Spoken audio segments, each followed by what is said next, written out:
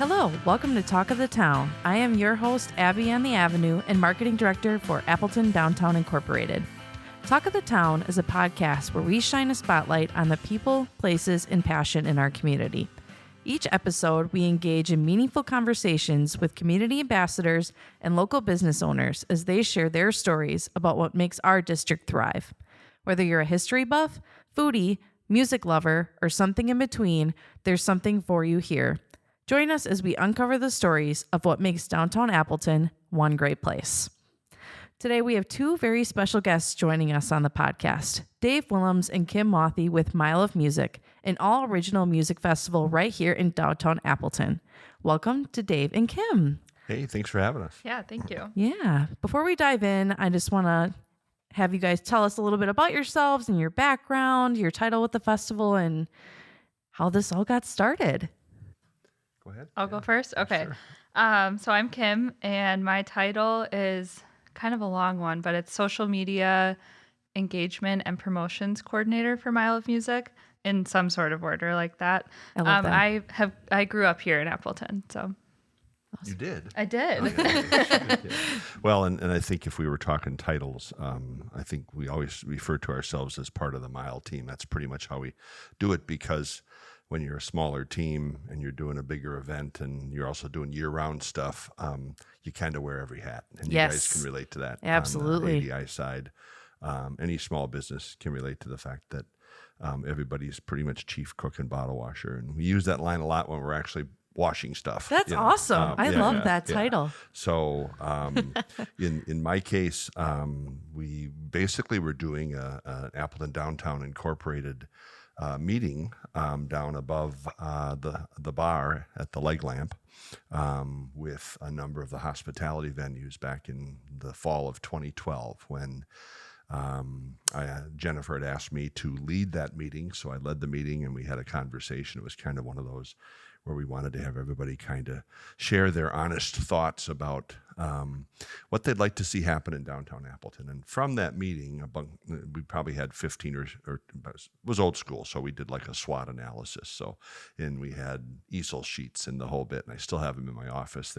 For whatever reason, when I left the office that day, I grabbed these really interesting-looking salmon-colored easel sheets that, and so they stand out even in the clutter of my office. And on there, two of the things that really jumped out as I walked back to the office following the meeting was just how much everybody appreciated the walkability of our downtown, and that was in and of itself a really important strength, regardless of whether we're doing events or activities or whatever.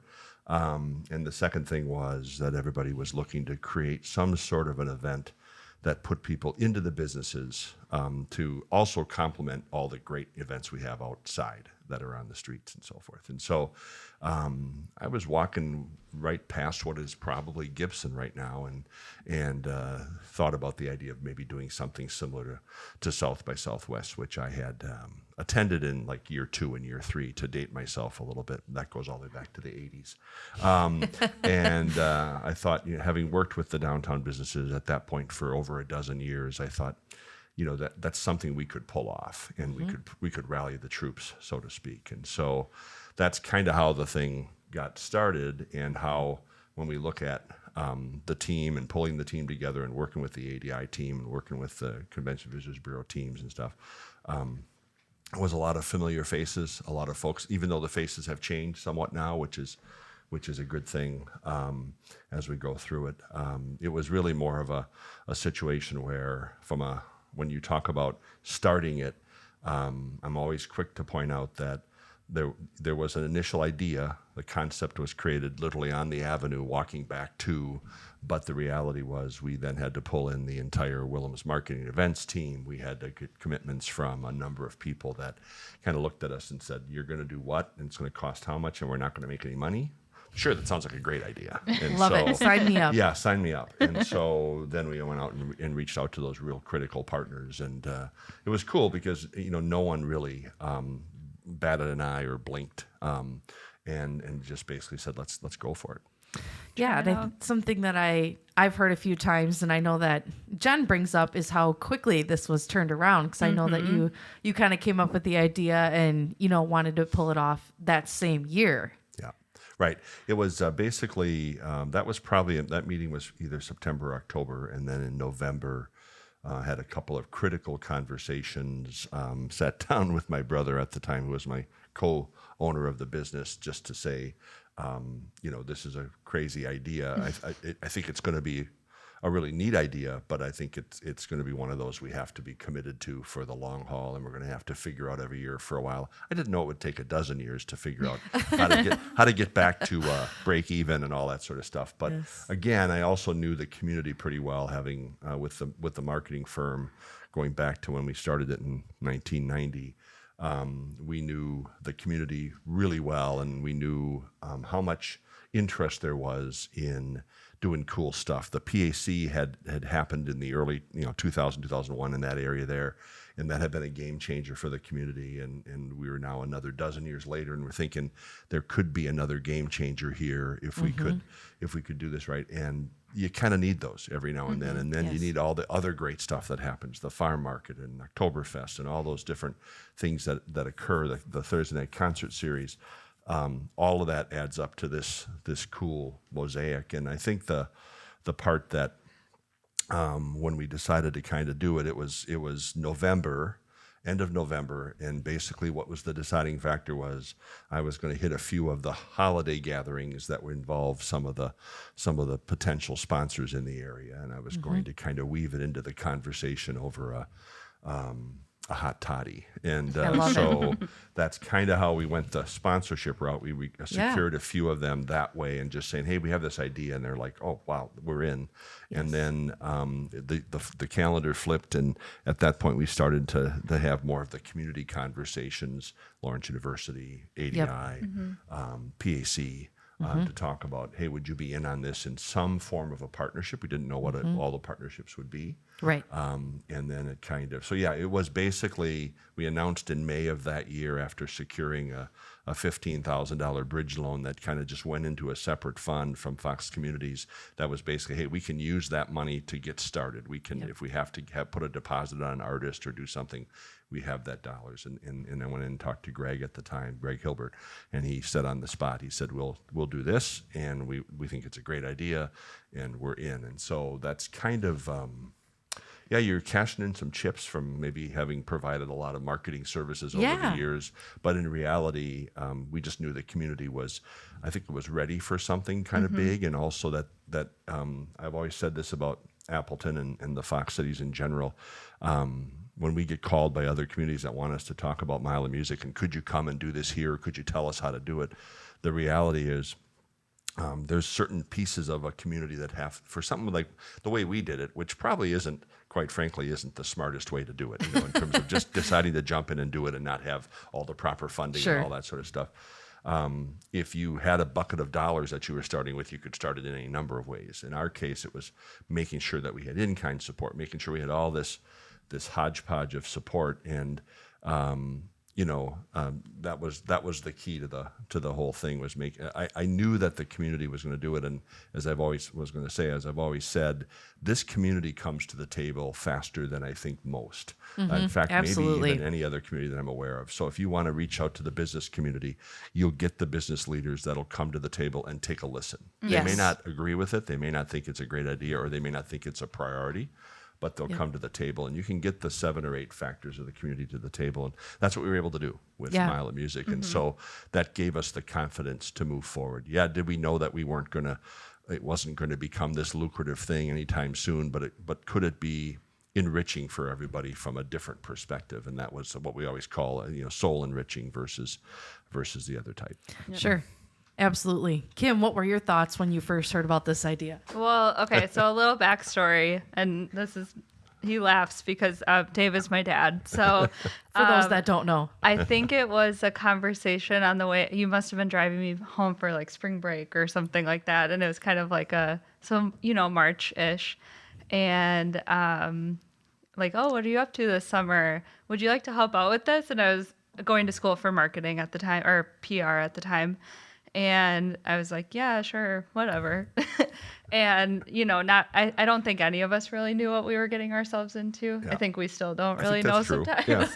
Yeah. There's still a lot ahead of us yet. So. Right. Yeah, oh, for sure. And I kind of said, yeah, I think that would be a good experience. And I kind of spent a lot of time as a kid with my dad having the company and my mom also working in PR saying, I don't want to do that. Yeah. And now I'm doing that. And now here you are.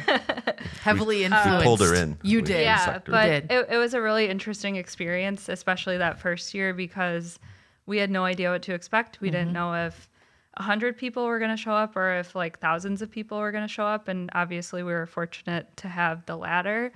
I think we had about 15,000 that first ish. Yeah. Right. But I don't think we were necessarily prepared for that. So that first year was a big learning experience for all of us. And like any each year new event. Right. I mean, we get that all the time Even too. still, we're always learning things. Yes. So yeah, I don't really remember exactly what my first thoughts were, but I just was like, all right, whatever.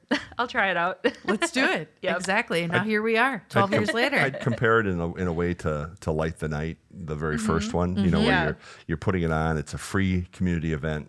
Yes. So you have no idea. Right. You can gauge it a little bit by social media and how much attention is being paid and stuff, but you really can't. Even that, though, it was so different then. Yeah. Well, it was different then. And big shout out on the side note to the Post Crescent for really helping us frame that first festival, and that really helped to launch it, because Absolutely. they had, I think, 17 front page kind of either stories or blurbs about the festival, and that kind of positioned it to where people were coming down excited about it. And we had our headquarters in the old Conkeys bookstore, Which is now Pino's Palette. Pino's Palette. Okay. And we had it in the back. We had the front Wow. was for the public, and the back we had 4 tables for Artist Lounge.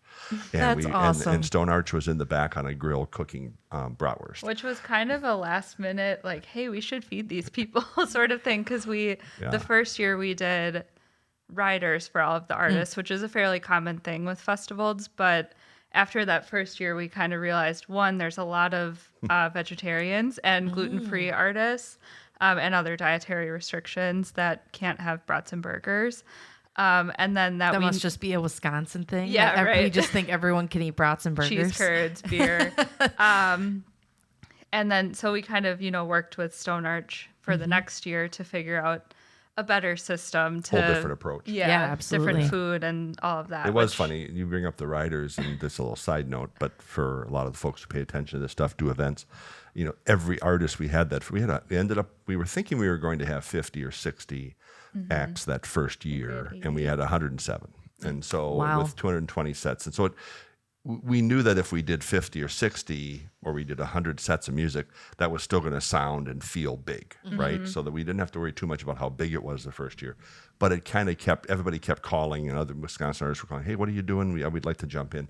Outside of Wisconsin, we really had to work hard at, even most agents didn't call us back or anything, because they heard this Mile of Music thing. It sounded kind of, I'll use a Wisconsin term, cheesy. They were kind of like, well, Mile of Music. It didn't sound real. Sure. It almost sounded like the circus was coming to town kind of thing. And still is the circus. Yeah, maybe a little and so bit. it really was a fairly hard sell that first year. Right. Obviously, we had Corey Chisel involved, and Corey had some connections on the West Coast. He had some connections in Nashville, and so he put the word out through his network of agents and stuff that, hey, this is a legitimate thing. We're doing it. We're paying the artists. We can't pay them a lot, but we're paying them. We're going to have hotel rooms for them, or lodging and host stays and stuff. And so word got out, and so then as it got closer, all of a sudden, because we didn't start booking any artists, when you talk about the whirlwind, we announced in May, and we didn't book our first artist till the following week, other than Corey. We didn't book our first artist till like 16th of May, and the festival was happening in the middle part of August. And so it was all within 90 days. that's insane. The Yeah, it is whirlwind. insane. And so right up to the festival, they were, until we did the poster, people were calling and saying, we'd like to be in, we'd like to be in. And we leaned heavily on the local and state artists that first year. But we had the riders from these artists that were touring that were coming through, and everyone was different. And of course, you had this long list of, I want peanut butter and I want this. And so we had the back of Conkeys. We had all this stuff with little in packages that had the artist name on them. That's like crazy. corn nuts Yes. or whatever it was, right? Mint that they wanted. tea And we said, for okay, the this is the vocal last year cords. we're doing that. Yeah. Not because we don't want to do that for the artists. The reality is we couldn't, Oh my gosh, especially if yeah. it was going Lots to of grow. coordination. Well, and I And so we think learned a from that lot of- first year. For sure. And I think a lot of it also, like, it either didn't get picked up. Because for most of it. example, I remember Nora Jones was here with her, I think now husband. They were just dating at the time. And I remember she had a rider, or they had a rider. And so I brought home hummus that said Nora Jones on top of it. So, which is kind of cool. But That's awesome. It Still was on the not shelf, touched right? ever. No. But yeah, so I mean, even something as simple as food, we Yes. learned a lot that first year, all years. Yeah. It was one of those where it really just was kind of, and the artists still talk about the fact that Conkey's was our headquarters that Yeah. first year. They loved the PAC and the Kimberly Clark room as their headquarters. I mean, it's a perfect But Rockstar. to see where it's grown. Yeah, You know, and Oh, they for thought sure. it was Looking at its cool and roots. quaint and all that sort of stuff. So Absolutely. it was kind of neat. It was organic. Yeah. Yeah. So something else, talk about why it's 100% original music. Where did that idea come from versus just bringing people in and, that idea that it should be original versus just doing covers and all that other stuff. And we're working on just a little insight. We're working on some bigger picture stuff for making sure that this is secured for the future, that the festival's around for the future. Time to kind of move it to the team and move it to our great partners, whether it's ADI and the Convention of Israel, have more folks have a stake in what we're doing. And the two mantras that really came out of those conversations, one in particular was the original, that's kind of a no-fly zone. We're not going to play around. And it's not because we don't like cover music, that we don't like tribute music, that we don't like legacy music. We do. But you have to stick your feet in the ground on something to be able to, from a brand perspective, and the brand piece of this was the original part. It was the Absolutely. authenticity. Makes it Anybody different. who's doing all the other types of music, they are very talented. Someone created that music, and so the idea is let's create. Let's have a festival that's about the creators of that music, that kind of creative authenticity. So that's the backstory behind it. And then what I didn't realize was just how many amazing original artists are out there throughout the country. And you look at the different levels of artistry and so forth. But there's a lot of them that are really, really good, and you could throw just about any one of them up with a bigger name artist right now, and they're going to more than hold their own. Oh, yeah. And oftentimes they do play, living rooms and different things throughout, in Nashville and LA and stuff that are just kind of impromptu shows. Yep. But they never caught that break. They're household name. They're not household names, but they should be, or whatever the case might be. And so, Or in some cases, they become that. We've had a couple. Sturgill Simpson, for example, was here year 2. I think, if you're big into music, you definitely know him.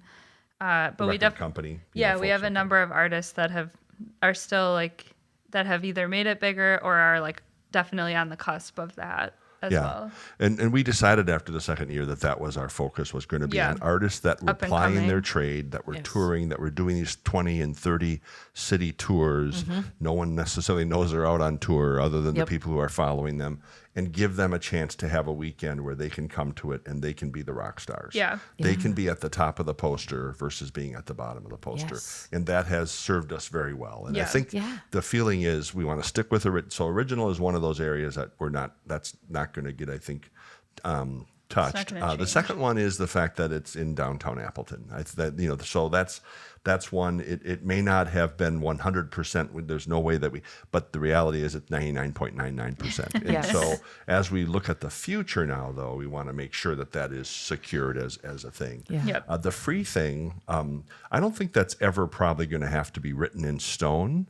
But the reality is, anytime it has created an event where there are very few tethers of any type to the artists, to the fans, to the sponsors, to the music makers who support what we're doing. They can come downtown and they can make their way around downtown and not have to worry about, is this a paid venue? Yeah. Is this not a paid venue? Can I run in and out? Can I walk in and see, oh, I didn't realize this was bluegrass. And though I really enjoy bluegrass, I was hoping to pick up catch a blues band, or I was hoping to catch a hard rock band, or I was hoping to catch a singer-songwriter. It also just makes it more accessible.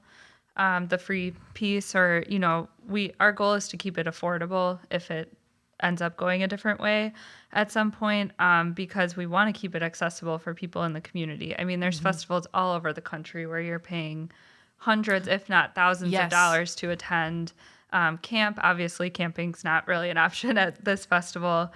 And so I think keeping it affordable to where people can come, enjoy, support the artists, support the businesses down here Yes. definitely a key for us still. Yeah. Yeah. So, Absolutely. So the free thing is just real, and it also makes a difference in terms of how we have our conversations with the agents and the Yeah. artists.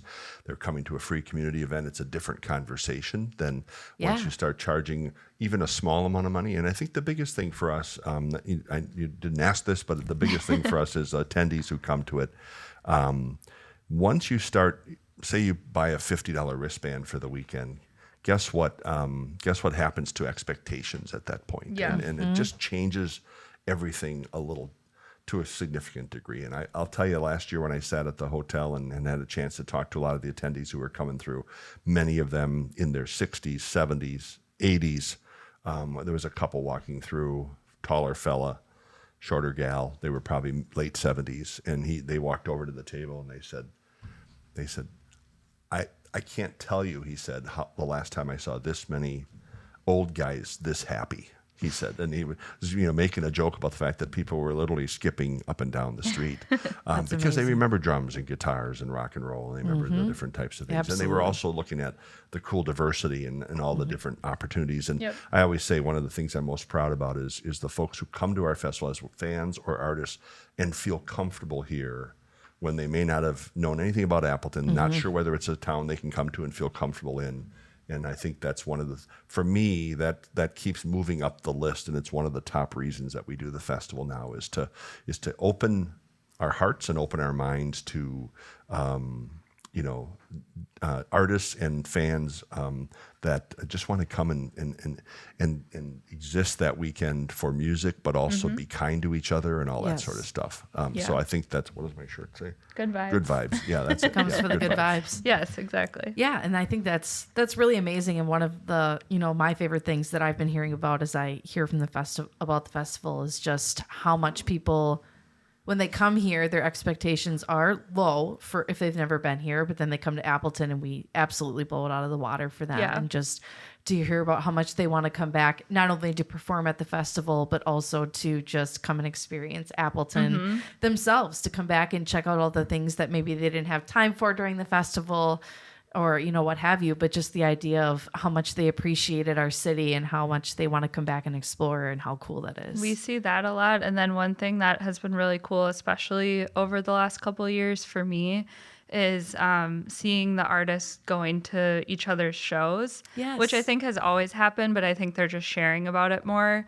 And each year it's really cool to see, I saw so-and-so at this venue and, now we're friends. And some of them have, formed friendships, relationships, things like that. Collaborations. Yeah, collaborations too. So that's always really cool camp. to see. They call it band camp. Yeah, and I think it provides that feel for them too, because the majority of them are staying at the same hotel, the Hilton downtown, and so they're all downtown, popping around to different venues and doing the same thing that attendees are doing, which they don't always get to do at other I festivals. think it's one of the underrated things and one of the extra values that has happened, and you don't envision all this when you come up with an idea for an event, right? Right. I did want to say before I forget, and what I want to talk about a little bit is the human beings that are coming to town for this festival and what good people they are and what that means to our community. But I did want to make a quick point that when we talk about events and we talk about activities and whether it's Mile of Music, but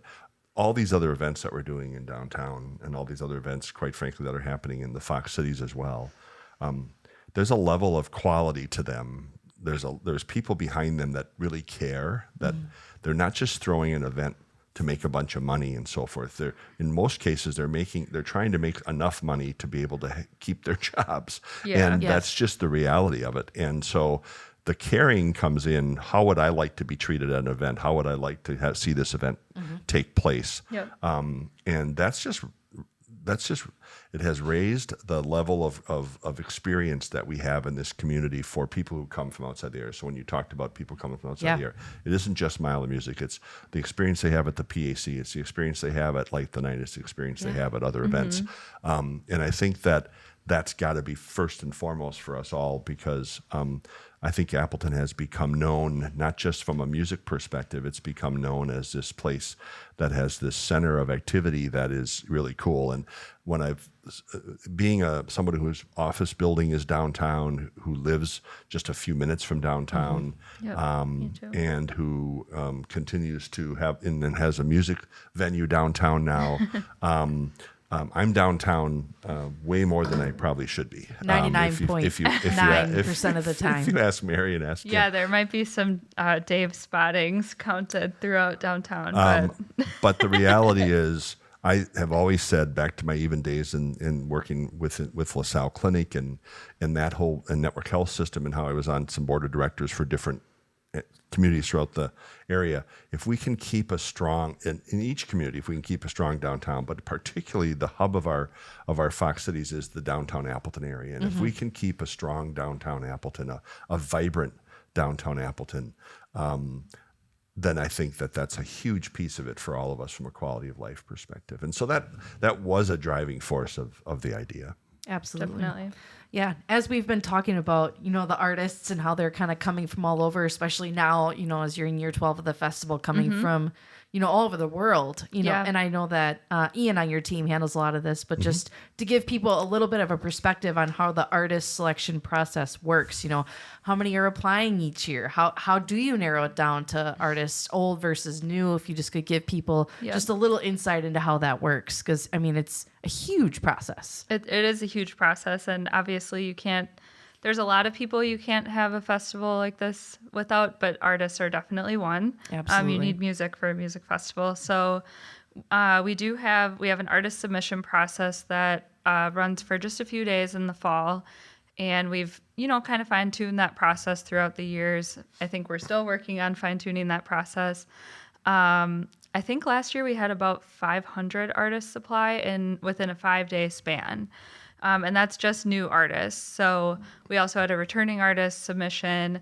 We have So just 500 new, which is crazy. for submissions. Yeah. Year before it was Amazing. 1,000, and It we was. decided we had to make some tweaks to it. Yeah, to Be a make it little- more Put a cap Be a on little manageable. stronger on some things, like Sure. you got to send us a live video. Yeah. You've got to do Yep. some of these things, and that helped to tighten it up a little Narrow bit. it down. Narrow Plus, it we down. took a couple days out of the process. Yep.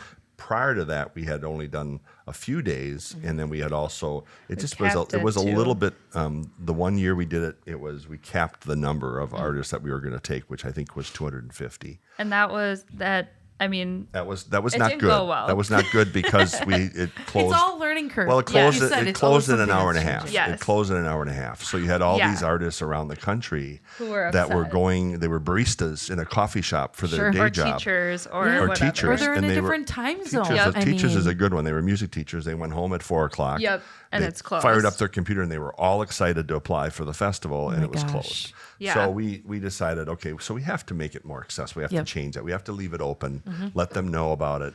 So and so we did that, and Kim drives that along with Ian, but she really is the catalyst for that, and has done a great job of fine tuning it to where it's available Yeah. to a lot of artists. Now, if there's 500 that come in, we may only pull a handful from that, because most of our artists, you talk about the process, we have developed relationships now. I mentioned earlier on that the agents wouldn't even call us back that first year. By the second year, they were calling us because they'd heard that it was an authentic event, that we Yep. were treating the artists well. We had this thing called artist care, where we were providing right from year one dental care and hearing care and Yep. chiropractic care and things like that.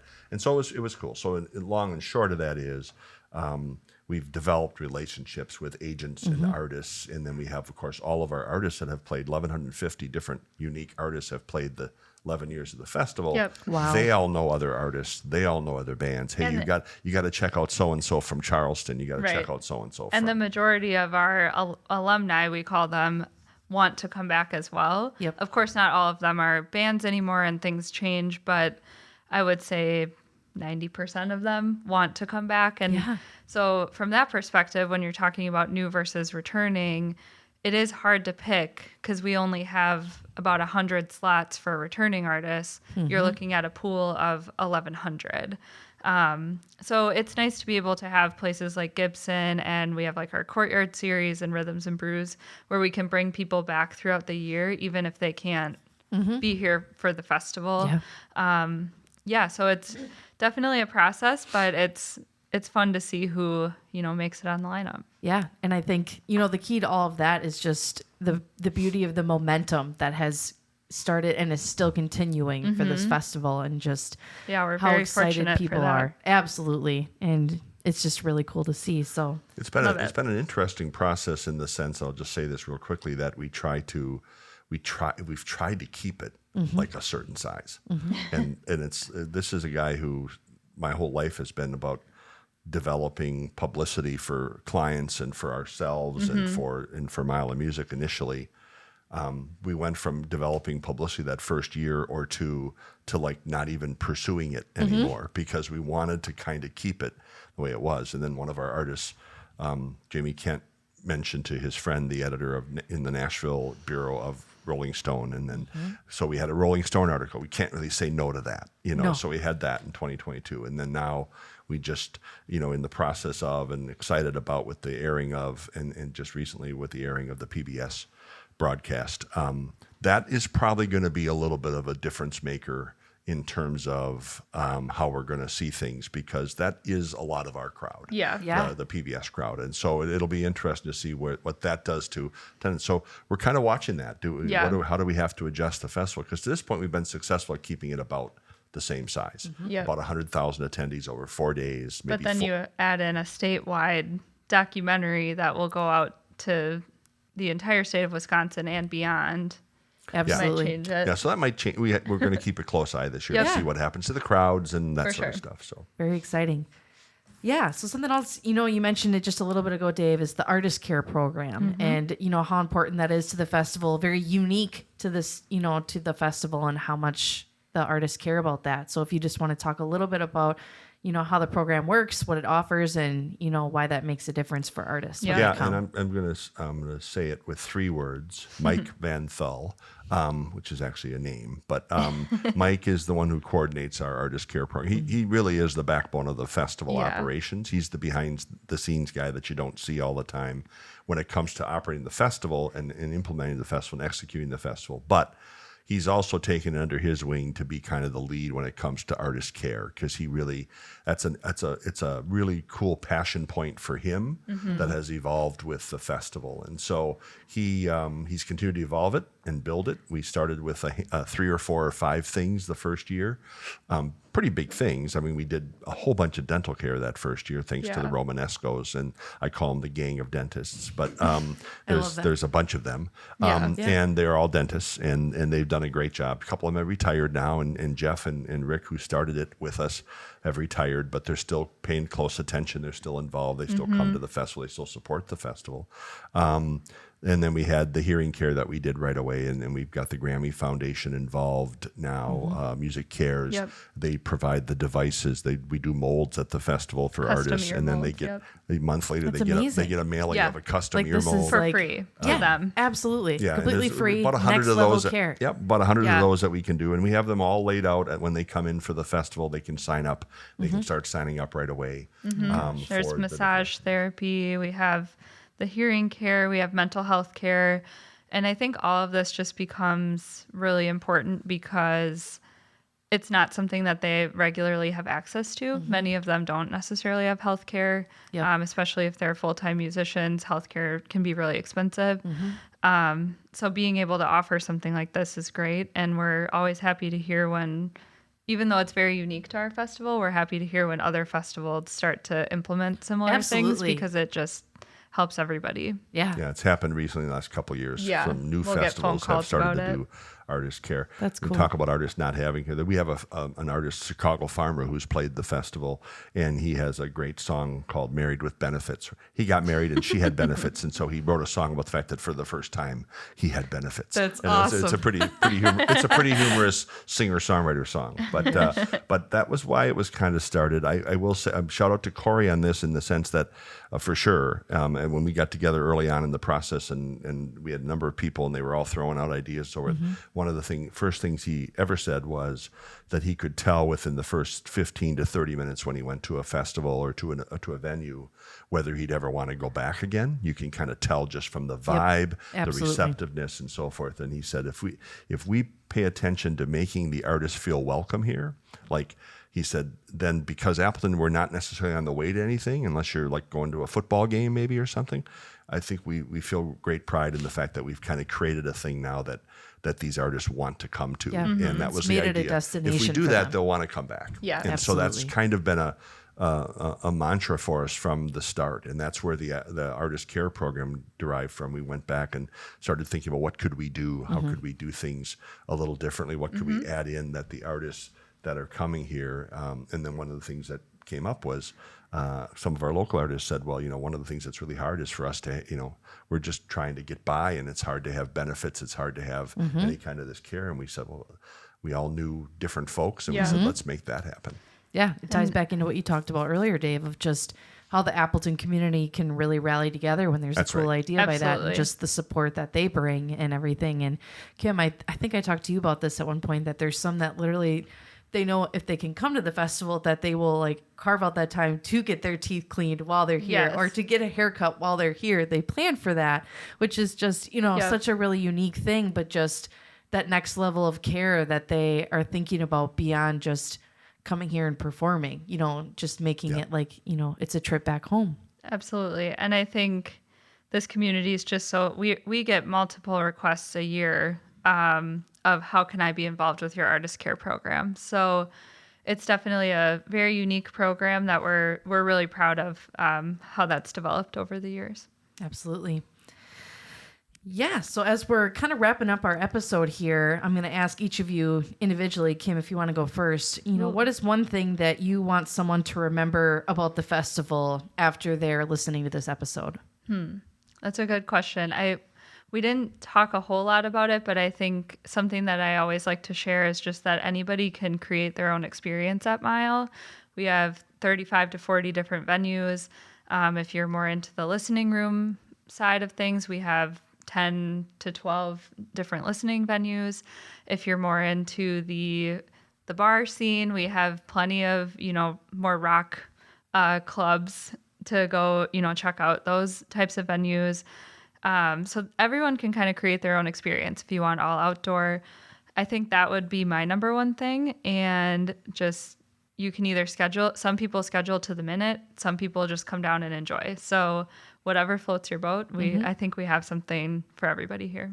I was talking to two people in one of our Gibson shows recently, two older fellas, and they said they were standing next to each other, and they didn't know each other, but they were standing next to each other. And one of them said, we got into talking, and one of them said, I just come down to the festival and I just fly by the seat of my pants. He said, I'm tempted to plan the whole thing out, but every year I've come down, I just come down and I just fly by the seat of my pants, and I go into one venue. And he said, and the fact that it's free allows me to do that. I don't have to overthink where I'm going. Yes. If I was paying $500 for a badge, I would need to plan it all out and know where I'm going so that I maximize my experience. Yep. And the other guy was looking at him almost like, are you from another planet? Because the other guy's like, I plan out every minute of my festival. I take my time. It's like fantasy football. I plan it all out. I know where I'm going. And I want to get to about 60 shows during the weekend. Which is crazy. That's a lot of shows. And so it was two completely different approaches, even though they're both very strong music fans and would like to kind of get to see everything. They also know that they can't. And that's a part too. And I would say for me, it's important that folks know that, especially as we start to work on ways to secure the future of the festival and make sure it's around for many years to come, and make sure that there's a mile 100, at least a mile 50, that they understand that this was created really for the community. It was developed as a way to try to make this something that we could hang our hat on, that we could be proud about. I was proud to have called Appleton home since 89, 90, when I moved up from Milwaukee after growing up in Green Bay. Green Bay, Milwaukee, and then here. I was proud to have called Appleton home, and we wanted to do something that allowed us all to be excited and kind of be proud about. And so the part that gets me the most excited is when a couple stops me, like they did on their bikes with their adult kids behind them, and then two grandkids on the bikes. and they said, hey, they just moved back to town because they said Appleton's cool again, and the grandparents were proud of the fact that their grandkids were back in town because That's they lived awesome. in like Seattle or somewhere, Yeah. and it was like that. I didn't even know what to say. I was speechless for the first Yeah. time in my life, and it was just a cool. And so I think that to me is that people understand this is for the community. Yeah. We're going to need your help to rally around making sure that this stays for the community and Absolutely. doesn't become something that can get kind of railroaded in a certain direction Right. or something. And so I think that's Yeah. just really important that we keep our eye on the authenticity of it. Yes, and people are absolutely allowed to, donate to the festival while this is free, through Appleton Community Music. Yep. People can make a donation. They can become, a music maker. There's a Yep. lot of different ways Yeah. individual can Volunteering. donate. Yep. Volunteer your time, help share the word. Yeah. Sponsors, there's always great sponsorship opportunities. So just so everybody knows, there are ways to, support the festival, whether that's, monetarily or just, through your time. So. All right, just one final question here. In your opinion, what do you think makes Downtown Appleton one great place? And this man. can be in general, it can be about the Yeah. festival. I think both, and I mean, these are things we say all the time for Mile, but also living near downtown, the walkability, and then just the variety of shops, coffee shops, bars, everything. The restaurant scene is continuing to develop. So I think that's more than one thing that makes it one great place. But I think that would be my Yeah. answer. I think you were outlining essentially the vibe. Yeah, for and sure. I think that good vibe. I think the different activities that happen, the different businesses we have downtown, all contribute in different ways to the vibe. So I think it really is that word. It gets overused, but we've been using it from the start because that was kind of what we were shooting for. Plus, it has a music connotation, but it really has been one of the things. And I would say the other piece is the people, the people that are involved in creating the events, the people that are involved in having their businesses, the people that are involved in coming down and enjoying those events. That's what makes it so special, I think, in the mix. And I think that we have there's such cool stuff ahead of us. There's every year there's something new that happens that we all say, hey, that was pretty cool. And you think you're done with the ideas, right? Yep. And it just isn't the case. And so Never I think done. we've got a downtown that's been established that has lots of potential and has tremendous capability. And I've always said to Jen, if we can keep the walkability strong, keep the ambiance, the safety, all those things, then we don't even have to have an event. And people, I mean, I'm down, like I said, I'm down here 25, what was the phrase the other day, 27.7? It was a 25.8. typo, but 25.8. And I see folks coming downtown all the time, families Absolutely. in particular, and they're walking up and down the avenue on a Sunday afternoon, and there isn't an event. Yep. And they're having the best time because they're together and they're walking around and they're stopping for an ice cream and they're stopping for this and they're stopping for that. And so, The good vibes are always there. yeah, and these activities that we're doing help to bolster all of that and Yep. strengthen it so we can continue to keep a vibrant downtown. Definitely. Absolutely. Yeah. Well, thank you so much, Kim and Dave, for coming on the show today. Thank Talk you. about the festival. Just two of the amazing members of the Mile of Music team. There are many more that help make this festival, and it all kicks off on Thursday, July 31st.